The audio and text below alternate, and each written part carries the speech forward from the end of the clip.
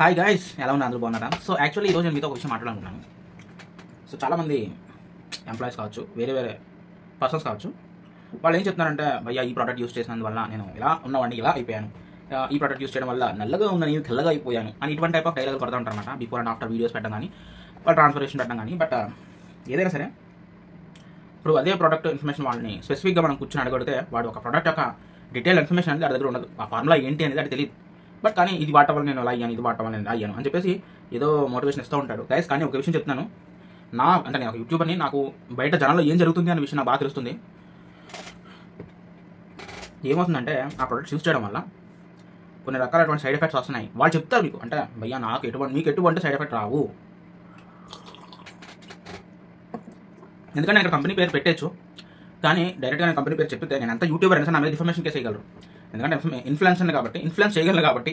So ఆ point of వ్యూలో నా మీద డిఫర్మేషన్ చేయొచ్చు. సో అందుకని నేనైతే కంపెనీ పేరు మెన్షన్ చేయట్లేదు. బట్ నేను ఒక స్పెసిఫిక్ ఈ యొక్క అల్గరిథం గురించి చెప్తున్నాను.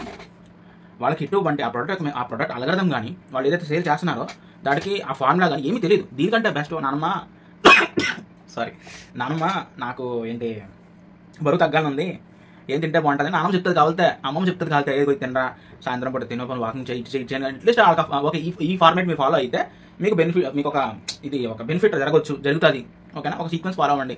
వాళ్ళ దగ్గర ఒక ఫార్ములా ఉంటుందేమో, కానీ ఈ ప్రొడక్ట్ బేస్లో అమ్మే వాళ్ళు అందరూ కూడా ఏంటంటే ఏ ఫార్ములా ఉండదండి. ఓకేనా? జస్ట్ మిమ్మల్ని లూటీ చేయడానికి అంతే. సో జస్ట్ మీకు ఒక అవేర్నెస్ చేయడానికి ఏది కూడా న్యాచురల్ ప్రాసెస్ మీరు ఫాలో అవ్వడానికి ట్రై చేయండి. పౌడర్లు నమ్ముకుని ట్యాబ్లెట్లు మిగతా మీరు, ఎందుకంటే ఇప్పుడు నా ఏజ్ 30+ అయినా సరే ఐఎమ్ స్టిల్ అంటే ఇష్యూ లేకుండా కూడా నేను స్టాండర్డ్గా ఉంటున్నాను.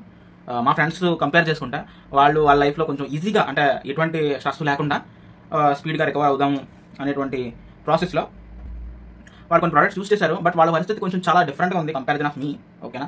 అంటే అఫ్కోర్స్ నేను ఫిజికల్ యాక్టివిటీ చాలా ఎక్కువ ఉంటుంది అది, బట్ దానివల్ల నేను కూడా కొంత ఫిట్గా ఉన్నాను. బట్ కానీ ఎటువంటి బాడీలో ఎటువంటి ఇష్యూస్ లేకుండా జరుగుతున్నాయి అంటే ఎటువంటి ప్రోడక్ట్స్ యూస్ చేయదు. నన్ను అడిగితే నా సజెషన్ అదే. ఓకేనా? ఏదైనా న్యాచురల్ ప్రాసెస్ని ఫాలో అవ్వండి. ట్యాబ్లెట్లు, పౌడర్లు నమ్ముకుంటే మాత్రం భారీ మూల్యం తప్పదు. అదేనా? రైట్.